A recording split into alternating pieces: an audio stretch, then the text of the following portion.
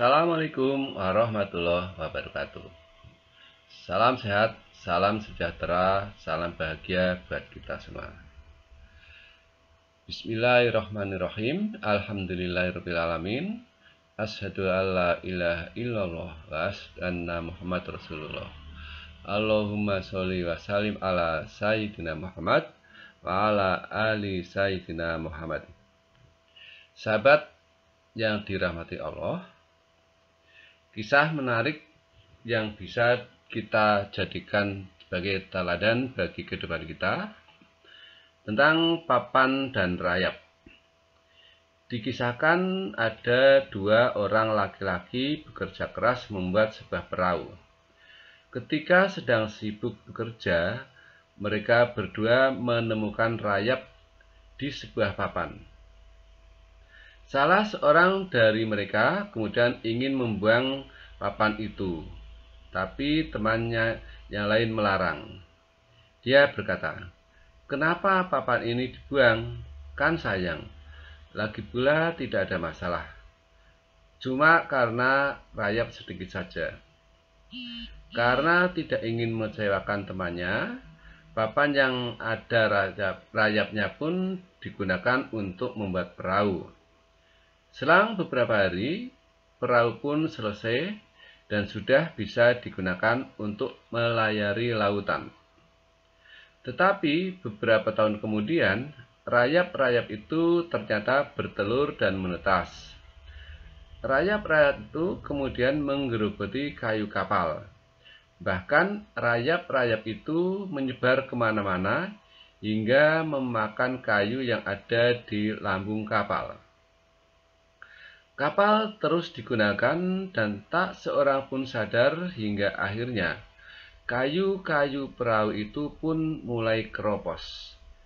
Dan ketika dihantam oleh ombak besar, air berhasil menembus masuk dari celah-celah dan lubang-lubang kayu tersebut yang dimakan oleh rayap.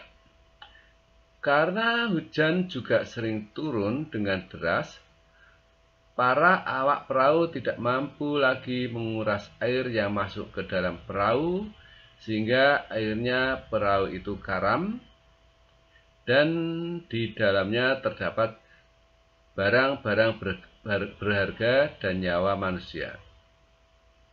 Sahabatku yang dirahmati Allah, kalau saja kita sadar bahwa malapetaka besar ini sebenarnya berasal dari hal yang remeh dan tidak berharga seperti papan yang sudah kena rayap tadi.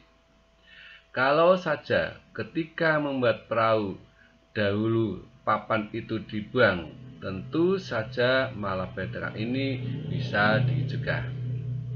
Dan begitulah kalau pada kenyataannya kita sering tidak sadar kalau perbuatan-perbuatan kesalahan kecil dan remeh yang kita lakukan kadang-kadang justru malah menimbulkan malapetaka yang besar. Orang bijak yang arif pernah berkata, "Berhati-hatilah dan berhematlah atas pengeluaran kecil. Kebocoran kecil bisa mengaramkan kapal." Demikian sekilas motivasi yang bisa kita gunakan. Kita tidak boleh meremehkan sesuatu meskipun itu sangat kecil.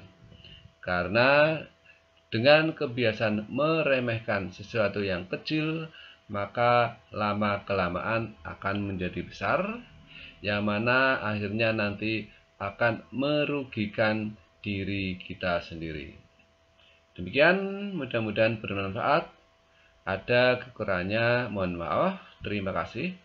Wassalamualaikum warahmatullahi wabarakatuh.